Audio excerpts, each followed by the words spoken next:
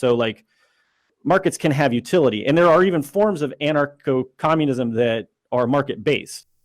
Oh, pain.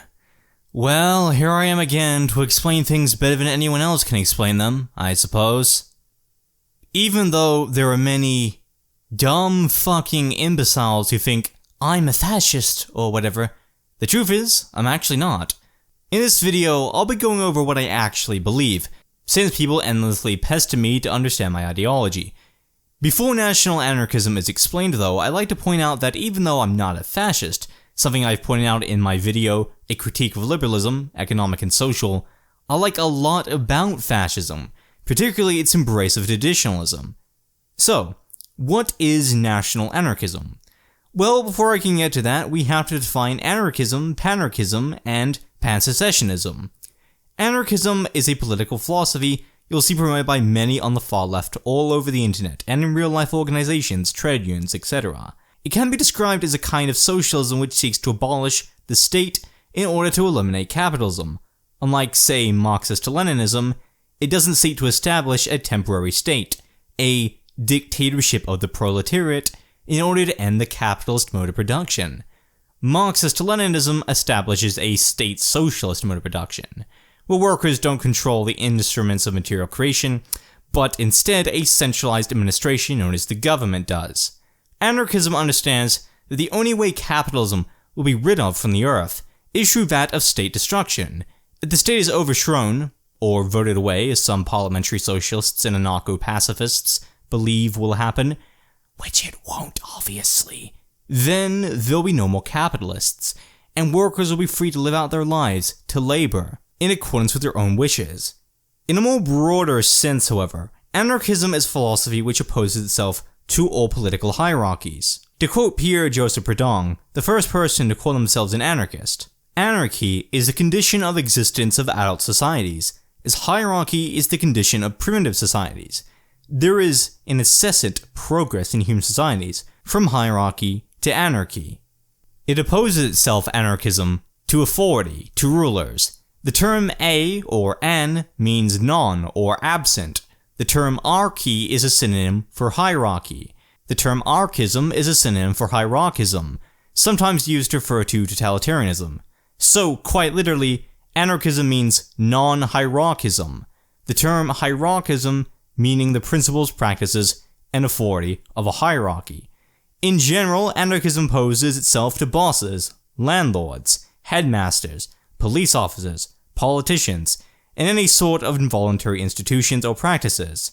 An example of something anarchists are opposed to, or at least should all be opposed to, in order to be ideologically consistent, is that of compulsory schooling, since it's based upon forcing children to attend educational institutions, entirely against their will. Anarchism might as well be called naturalism or voluntarism, since it's all about what happens naturally, without coercion, entirely voluntary ways of life. Panarchy. This is an interesting ideology, very unfortunately very few people adhere to today, but I certainly adhere to it. Panarchism is, in essence, live and let live, each to their own. Each society will be constructed for different demographics of people, whether this be based upon race, ethnicity, ideology, style of governance, culture, religion, rulers, or whatever. The mutual agreement made between all these existing societies, which people get to choose from, opt in and out of whenever they please, is that none of them commit acts of imperialism or colonialism, that none expand past the confines they've agreed to settle upon. To quote Paul-Emile de Puydt, the individual who coined the term panarchy in 1860, the truth is that there is not enough of the right kind of freedom, the fundamental freedom to choose to be free or not to be free, according to one's preference. Thus I demand, for each and every member of human society, freedom of association according to inclination and of activity according to aptitude. In other words, the absolute right to choose the political surroundings in which to live, and to ask for nothing else. And to quote him again, where he further elaborates upon what a panarchist world would look like, in each community, a new office is opened, a Bureau of Political Membership. This office would send every responsible citizen a declaration form to fill in, just as for the income tax or dog registration. Question: what form of government would you desire? Quite freely you would answer monarchy or democracy or any other, and once registered, unless you withdraw your declaration, respecting the legal forms and delays, you would thereby become either a royal subject or citizen of the Republic. Thereafter, you are in no way involved with anyone else's government, no more than a Prussian subject is with Belgian authorities. Anyone at any time is able to leave their society of choice. Some aren't given the choice initially, for they're born into a pre-established social order. They can, however, leave at any time they choose and join another community. These communities can be vertically governed, having a state, or ungoverned, conditions of anarchy. People of all political tendencies, with the exception of bloodthirsty neocons of course, will find their ideal society fashioned from the cooperative acceptance of panarchism. Anarchists, fascists, capitalists, socialists, Marxists, white nationalists, whoever, will have their own societies due to panarchy, because any society can be created to meet any ideological group's needs. Now onto the concept of Pan-Secessionism. What secessionism refers to is individual small groups, in comparison to the size of the state, branching off, moving away from the clutches of the state, to start their own independent, self-sufficient communities, free from the tyranny of centralization. More specifically, Pan-Secessionism is an idea developed by anarchist theorist Keith Preston. He states, Americans are divided among themselves, along cultural, regional, religious, racial, ethnic, and political lines. Yet, most Americans agree that the system, as it stands, is no good, and all Americans have a stake in resisting the corporate oligarchy that presently runs the system. Pan-Secessionism provides a way for all Americans to unite against the common enemy, the system, and manage their differences at the same time. Simply put, we should all work together to attack our common enemy, and then go our separate ways. Pan-Secessionism provides a framework, whereby social conservatives and counterculturalists, religious fundamentalists and feminists or gays, blacks and whites, Christians and Muslims, conservatives and liberals, anarchists and socialists, communists and fascists, libertarians and communitarians, family value advocates, and proponents of alternative lifestyles, yuppies and punk rockers, homeschoolers and drug users, militant men and gangbangers, skinheads and illegal immigrants, vegetarians and pro-lifers can all achieve self-determination for themselves within the context of communities specifically designed to meet their own cultural or philosophical stance or desires. The system uses these differences as a means of dividing and conquering all of us who are under their boot. The Honorable Minister, Louis Farrakhan, once remarked, "If we can't get along, then we need to separate."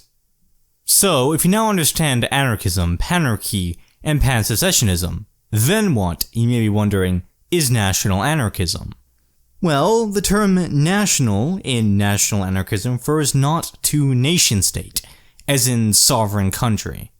In fact, sort of the whole point of national anarchism is its opposition to nationalism.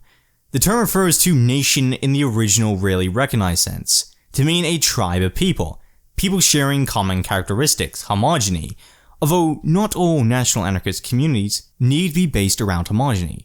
It just means folk, nation, in its most broad sense.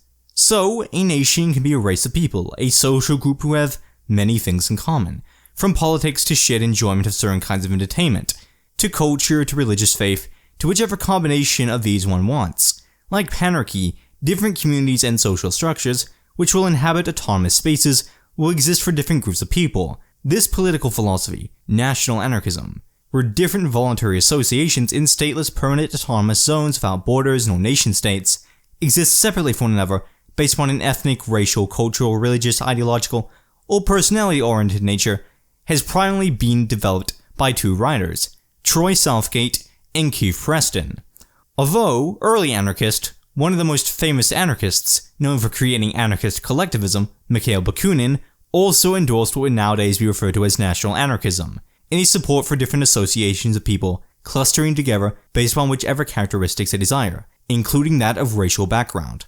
Troy Southgate is a former English nationalist who joined multiple far-right organizations in his youth, promising to liberate both the European working class and the white race. He referred to himself as a third positionist and had joined the fascist platform, the International Third Position, in the 1990s. It was during his time spent in the National Revolutionary faction, during the 1990s and early 2000s, that a racial separatist and traditionalist flame of anarchism arrived on a development. To quote Keith Preston on what national anarchists want, "Anarchists of the right favor the development of autonomous communities existing independently of overarching state systems. for the sake of maintaining the identity and ideals of the tribe, and therefore look askance at mass immigration, preferring instead community self-determination with full rights of exclusion. Matters of ethnicity and race are certainly essential to this outlook, though not exclusively or so in a reductionist way. For instance, a tribe can be a group of persons committed to a particular way of life, set of cultural norms or political ideals. The tribe can, therefore, be a community of ascetic religious sectarians, radical ecologists committed to the non-use of industrial technology, hippie communalists, homosexuals, neo-pagans, radical survivalists, racial separatists, or drug users. The alternative right is a genuinely diverse milieu of beliefs and ideas. This is in sharp contrast to official diversity, with its emphasis on diversity of skin color, genitalia, and sexual habits, but complete uniformity of thought. Keith Preston also gives a precise definition of national anarchism, saying, "If I had to come up with a working definition of national anarchism, I'd say it's a philosophy that favors stateless societies based on autonomous, voluntary communities comprised of freely associating individuals and groups with an orientation towards decentralized, pluralistic particularism, human-scale institutions, mutual aid, and an infinite array of individual and collective identities, and self-determination for everyone. A nation in this context simply means a common ethnic, religious, cultural, sexual, or lifestyle affiliation, not a national state or national Calvinism, the same way indigenous people around the world often think of themselves as a nation. Kurdish nation, Sioux nation, Lakota nation, Abu nation, Yazidi nation, etc., even though few of any of these have states of their own. And a nation in this context doesn't have to be an ethnic group. Presumably it could be Star Trek or Star Wars freaks or fans of football teams. As opposed to nation-states, permanent autonomous territories would be established for different pan-secessionist groups. These can take place within open, underpopulated landscapes, to create rural pluralistic living where each individual social group goes its own way. There could even one day be a city built upon national anarchist principles, where people live in surrounding scenery nearby the city, and can visit it whenever they please. Both rural and urban living is permitted, because one of the most fundamental elements of anarchism is the liberty to live how one pleases. And yes, this does mean certain people would choose to live hedonistically, worthless lives, where they contribute to nothing greater and exist for exclusively selfish purposes. However, under statist societies, this is already the case with liberalism. Through the utilization of force, it has manufactured such a social situation across the Western world and its nations. With freedom arrives voluntary paternalism. Well, I mean, specifically for national anarchists, what's the usual interpretation of the critique of hierarchy in regards to, how they view society? Perhaps I'm, the left wing of national anarchism, but I would presume that, the general consensus is that anything that's involuntary isn't good, but you could have what you would call voluntary paternalism, which is for. It's basically when you enter in or out, you opt in or out, and you have the freedom to do so whenever, of a village, a autonomous territory, a city, whatever it is, and so then you have to abide by the rules that that city has set, democratically by the people. And these rules can be strict, there could be a lot of them. And if you do inhabit this area, then yes, you are forced to follow them. But you can always leave this area and go to another area that's just equally as good. It's not like it's a lesser quality. And you can basically select which rules you want. You can go to the community which has your rules. And that's one of the benefits of pluralism. So that's not what I would call a hierarchy, but it is, paternalistic. It is, doing what's good for the people, having rules that, don't allow for degeneracy and, bad behaviors to happen and so on. I think I see what you mean. So yes, a national anarchist community can be very strict, and yet, simultaneously, be completely free of authority. Rules are not rulers, and rulers don't make good rules. Hence, this is why, in our current crisis of modernity, liberalism has created and sustains horrible, abysmal environments, sharpened through the evil blade of capitalism, that corrupts all culture, ruins the spirits of all its citizens. If anarchism can accurately be referred to as anti-authoritarian socialism, then national anarchism can likewise be called anti-authoritarian separatism. And this is partially because national anarchism realizes that statism creates the opposite of what the far right want.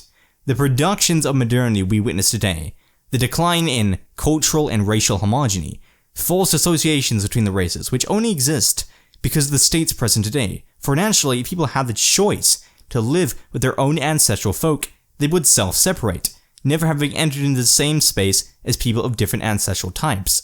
If you one day create a large civilization or even something the size of a city, for the sake of preserving the homogeny and genes of a white population, the state, if it falls under its privately owned territory, will seize it, force such a community to incorporate different races into its confines. In national anarchism, entire cities, villages, townships, and so on will be racially homogeneous based upon the democratic will of the people who self-govern themselves, horizontally. But no nations.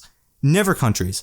Aside from the state forcing people to be together, nations as well commit the same crime. Once one enters into a state-defined territory, they're not permitted exit, that is, unless they pay a massive fee to leave, the antithesis of a voluntary association. So someone of European descent who grows up in, for example, South Africa, is in almost entirely black area, they're born into that place, won't be able to leave their country, because the land, what defines such a territory, is privatized. Nation-states are based upon private property, and visas, immigration documents, passports, etc. only exist so that the capitalists who privately possess such institutions, laying down the fees, can make massive profits. Someone in future Europe who will be born inhabiting an extremely racially diverse country won't be able to leave such confines. With open borders, however, the absolute abolition of restrictions on freedom of movement, an essential part of freedom of association, people who are racially conscious, including all present-day racial separatists, will simply cluster together into autonomous territories and cities that reflect their biological makeup. It's actually borders which permit for forced associations amongst the races, not prevent them. If borders didn't exist today, anyone stuck in a district or country they don't like, perhaps because of diversity or multiculturalism or the curse of modernity, can move to homogeneous, monocultural, and traditionalist areas of the world immediately without restraint upon them by means of the state. The way ancestral foreigners and foreign cultures are kept out of national anarchist communities is through that of the democratic community, organized and decentralized, which prevents entry from outsiders it doesn't approve of, and whilst this happens, make sure to check up on the cultural and traditional tendencies of its insiders, its people, to make sure they're living life healthier and happier. Typically, a national anarchist community is a pluralistic voluntary association of people based upon ethnic, racial, and religious homogeny, which are monocultural, traditionalist, and identitarian.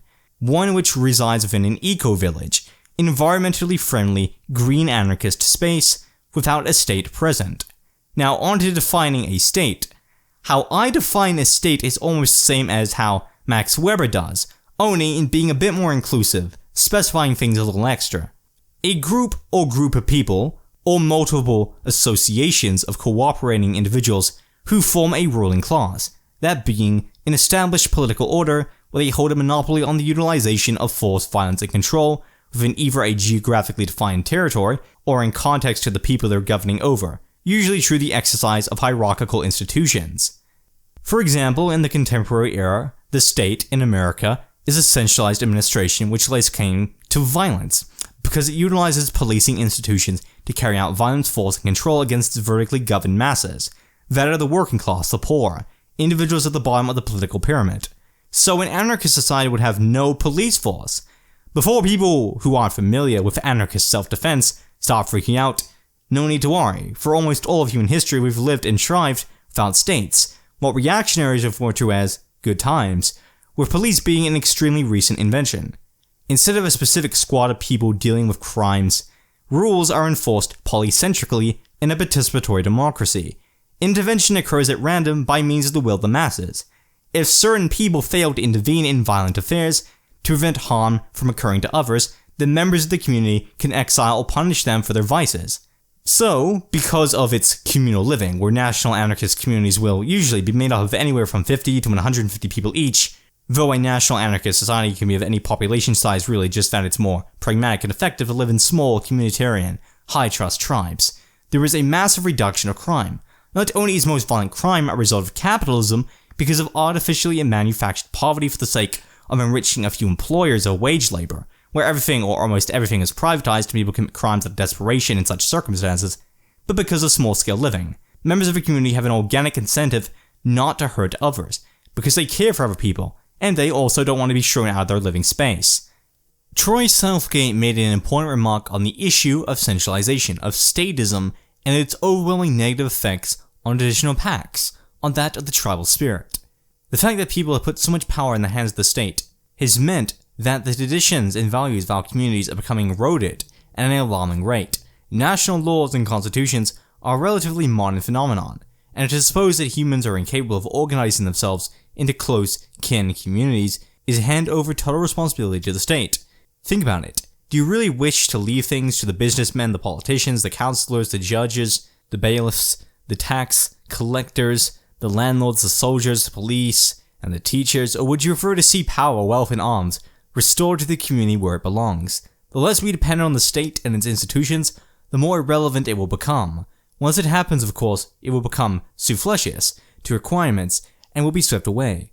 We fight, therefore, for the community against the state. And on the racial aspects of national anarchism, Southgate states, as far as the left is concerned, national anarchism is simply a form of generic fascism, or, according to some of the more paranoid theories, a right-wing conspiracy devoted to the subversion of the left itself. Needless to say, this interpretation is incorrect, and national anarchists are vigorously opposed to statism and reaction in all forms. At the same time, the national component of the term national anarchism centers on the fact that some of us are racial separatists. Needless to say, while we wish to form anarchist communities that are ethnically organic, we also oppose negative and counterproductive attitudes that encourage racial hatred or mindless violence. Race-based politics have nearly always been the domain of right-wing organizations, but the fact that national anarchists are prepared to address this thorny issue should not cause people to wrongly dismiss us as yet another right-wing organization committed to promoting white supremacy, because national anarchism itself transcends both left and right. We are not supremacist, racist, statist, or totalitarian. In addition, the German National Socialists and Italian Fascists of the 20th century ally themselves with large banking interests and betray the more socialistic aspects of their original programs. We are genuinely anarchists and proud of that fact.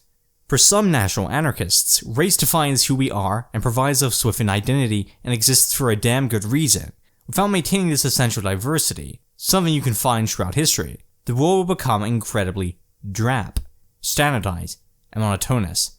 National anarchists wish to preserve the different races of the earth, and believe that enforced multiracialism ends with the dissolution of races themselves. For some of us, therefore, racial separatism is the only way that the organic balance can be restored. We realize that it is impossible to separate people in the large cities and towns, many of whom have racially mixed children, or wish to live among foreign populations, and neither should we attempt to do so.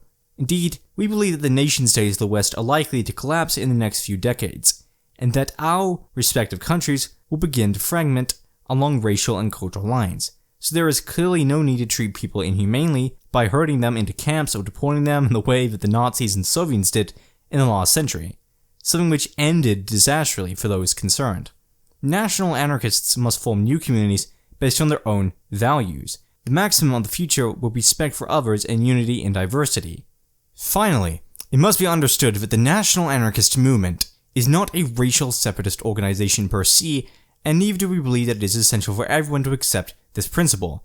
We adhere to the principle of live and let live, and if people wish to establish multiracial communities whilst retaining the National Anarchist label, then they should be permitted to do so. In other words, we believe that supporters of both monoracialism and mixed tribal communities can work together for the wider promulgation of national anarchism in general. The most important thing of all, however, is for each of our communities to be established with a unifying vision, be it racial, cultural, or spiritual. Separatism for some, mixed tribes for others. Ethno-voluntarism is reaffirming of that of natural associations, that of liberty, which should rightfully and morally be granted to all individuals, regardless of their ethnicity or race. No one, no state or individual has a right to force you to be with them, to come under their grasp. You have a right, just as they have a right, to that of privacy and to that of freedom of association. And as a natural expression of this thought, you should never be forced to interact with people of a different ethnic group or race if you don't want to, because seeing you are free by nature, unbound by any authoritarian demands from others, you have the natural right to your bodily autonomy, to individualism. Thus, the right to individualism includes the right to collectivism. You should be free to live your own collective, not with collectives forced upon you. You'd have the right to move wherever you want, with no privatization of transport, of travel and housing, which prevents freedom of movement. Bosses, teachers, masters, countries, landlords are all based upon involuntary associative functions. Ethno-voluntarism asserts that one has the right to associate and disassociate from whichever ethnic and racial group one wants, to live with who one wants without any compromise to this production of natural law. As that guy T once put it,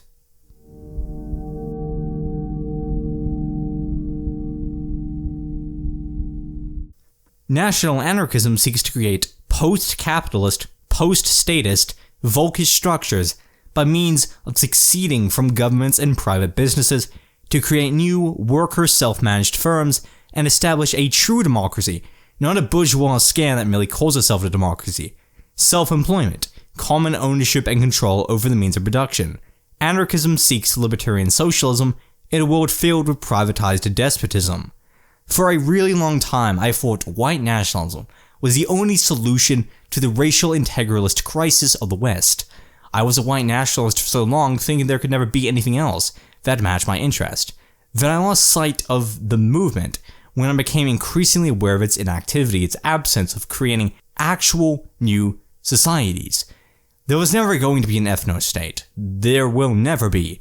I abandoned white nationalism when this realization hit me, when I knew that following along with the alt-right wasn't actually adding any positivity into the planet. My mistake was heading into intersectional leftism, into a racial integralist multicultural strain of anarchism. I thought there couldn't possibly be any other options, any other opportunities. Just, white nationalism or intersectionality. That's, you have to be an intersectional feminist or a white nationalist, and you can't possibly find a non-authoritarian alternative to what the right want. National anarchism, in its uniqueness, in its pragmatic approach to new ways of life, opposes itself both to white nationalism and intersectional anarchism. There's never going to be a white nationalist revolution, nor parliamentary change where we'll someday, somehow, vote in a white nationalist candidate.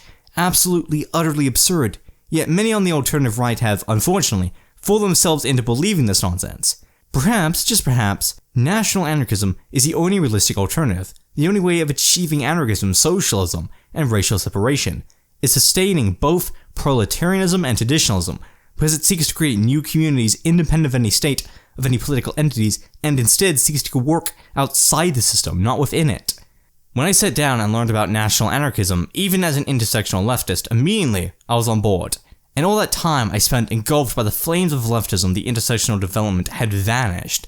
In opposition to the statist despotism of ancestral cosmopolitanism, something so horrible that it has to be forced upon people via state, since very few to no people would live in diversity if given an actual choice, an anarchism freed of its intersectional and degenerative elements would make a fine hammer and sickle. Combine it with anarchist communism, that is the gift economy, each according to their ability, each according to the needs, and you've got a perfect society.